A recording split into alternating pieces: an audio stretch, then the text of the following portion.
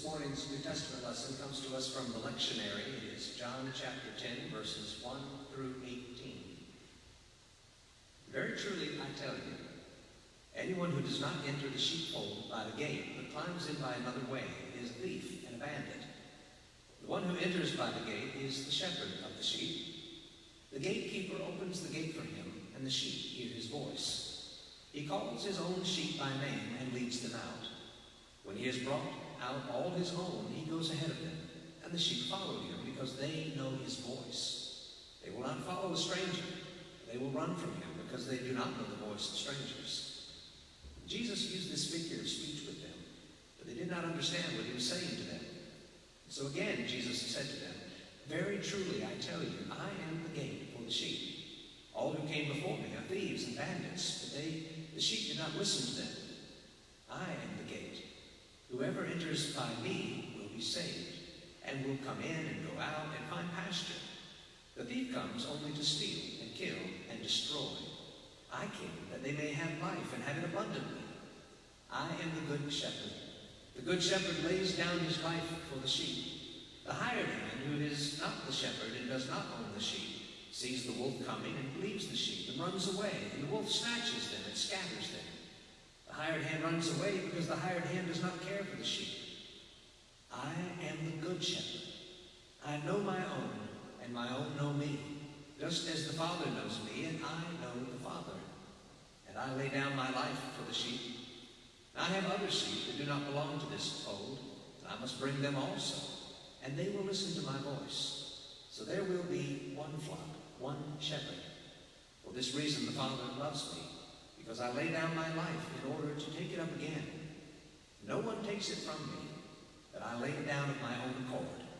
I have the power to lay it down, and I have the power to take it up again. I have received this command from my Father." This is the word of the Lord. Thanks be to God. Let us pray. Almighty and everlasting God, and may the words of my mouth and the meditations of each of our hearts be pleasing, acceptable, and even joyful in your sight. For you are our rock and our Redeemer. Amen. Of the great many ways we communicate with one another, be it through electronic means, as has been the case for us in as many days, or perhaps through writing or various expressions or other mannerisms. Of all the ways by which we communicate, the method that literally speaks most clearly is our language. It's our choice of words. It's the way we put them together. And we each do this in a way that is unique to us. Maybe it's our use of cliches or hyperbole which distinguishes us. Or maybe it's something that has emerged with the passing of time, perhaps like our accents. Last November, we were pleased to welcome the Reverend Peter Sutton all the way over from Edinburgh, Scotland. He served as our guest preacher on Scottish Heritage Sunday. And believe you me, from the moment he opened his mouth, it was abundantly clear that he was not from the Low Country. Indeed, there are all kinds of things that set our speaking apart. Perhaps we've known someone who possessed the ability to bring what they said to life.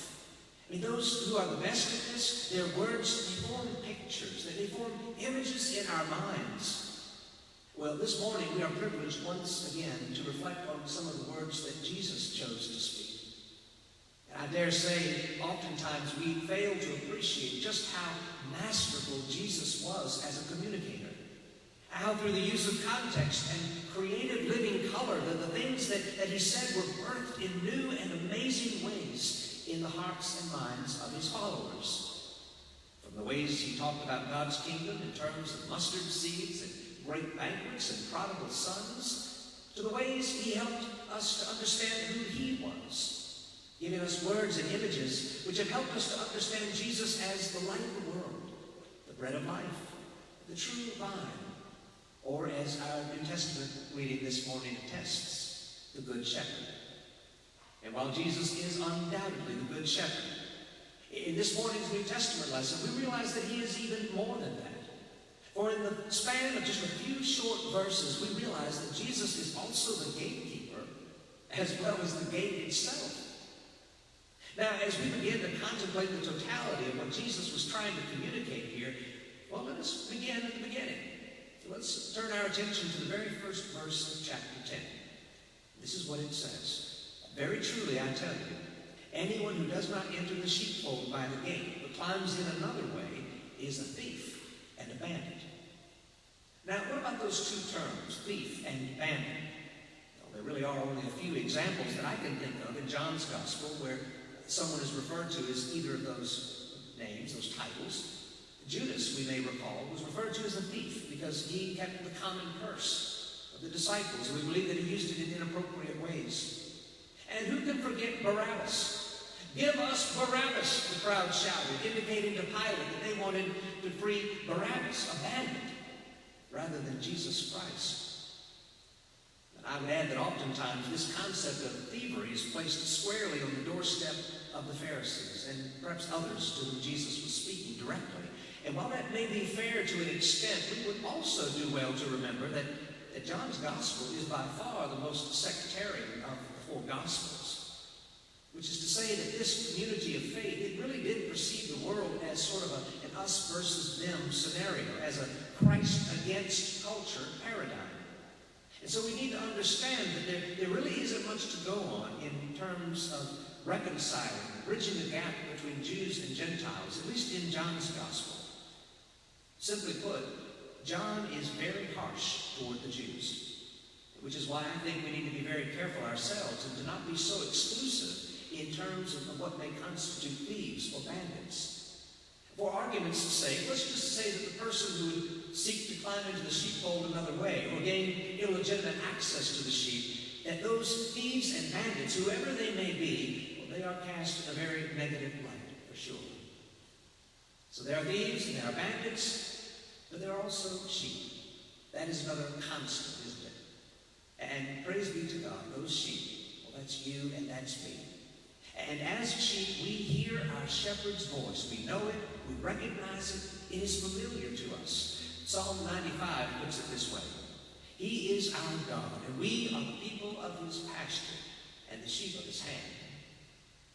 But more than simply hearing Jesus' voice, we believe it, don't we? We may hear someone else's testimony to the shepherd, like the woman at the well, whose own witness served as an inspiration to others and which also drew them into closer community with the living water. But at the end of the day, our testimony will probably sound much more like the testimony of that woman's community. And do you remember what they declared?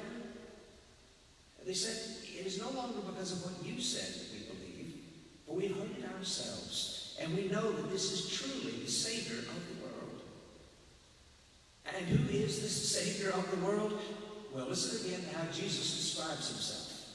The one who enters the gate is the shepherd of the sheep, and the gatekeeper opens the gate for him. Now we need to pay very careful attention at this point because this is where the metaphors begin to converge. But there really is a beautiful biblical consistency to be found in these blended images of this gatekeeper providing direction that is. The shepherd in his role of overseeing the sheep and the gate through which are safer and greener pastures. And all of these things, all three images, they are representative of the person and work of Jesus Christ. And now here we are, nearly 2,000 years later. And yet standing before us is still the gatekeeper, the one who ushers us along and points us in the direction we are to go.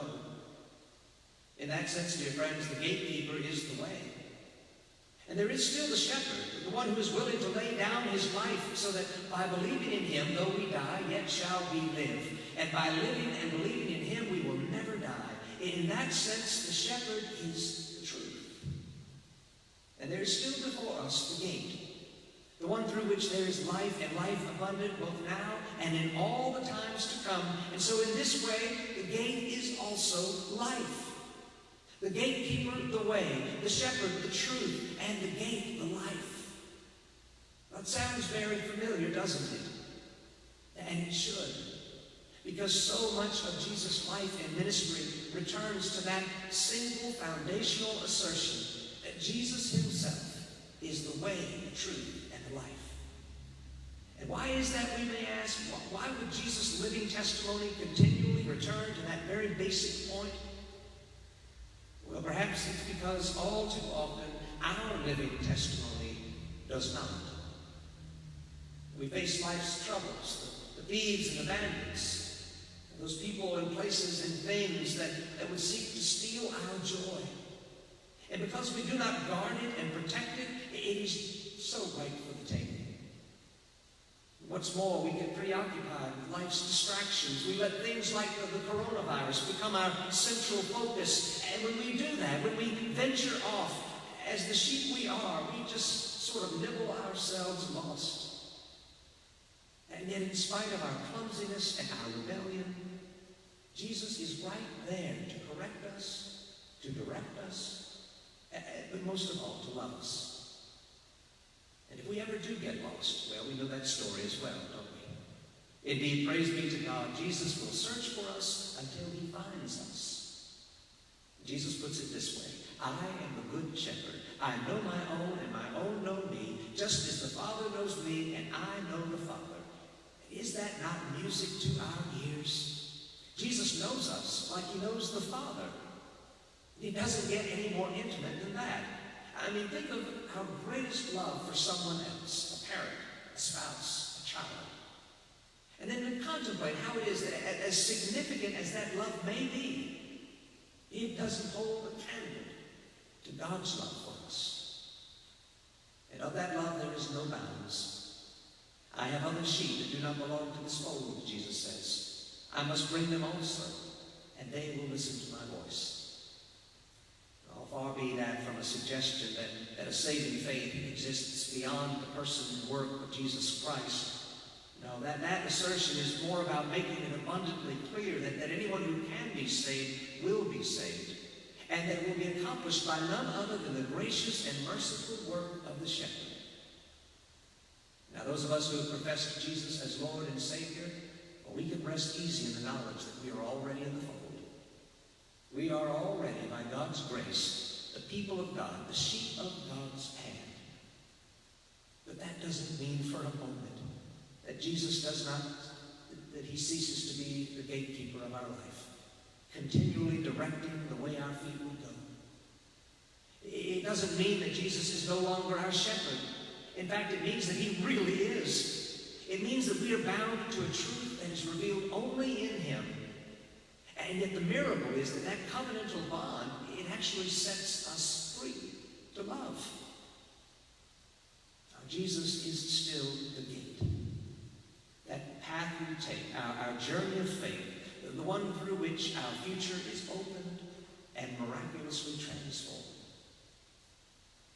Of all the beautiful ways by which Jesus communicated the nature of God's love, it's hard to beat the gatekeeper and the shepherd and the gate. Because in the end, there is no getting around that basic premise that Jesus is also the way and the truth and the life. In the name of the Father, and of the Son, and of the Holy Spirit. Amen.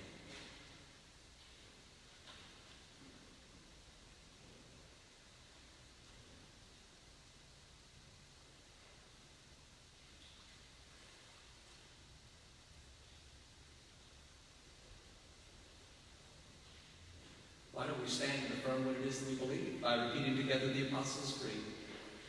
Indeed, I believe in God, the Father Almighty, maker of heaven and earth, and in Jesus Christ, his only Son, our Lord, who was conceived by the Holy Ghost, born of the Virgin Mary, suffered under Pontius Pilate, was crucified, dead, and buried. He descended into hell. The third day he rose again from the dead, and he ascended into heaven, and sitteth on the right hand of God the Father Almighty. From thence he shall come to judge the quick and the dead. I believe in the Holy Ghost, the Holy Catholic Church, the communion of saints, the forgiveness of sins, the resurrection of the body, and the life everlasting.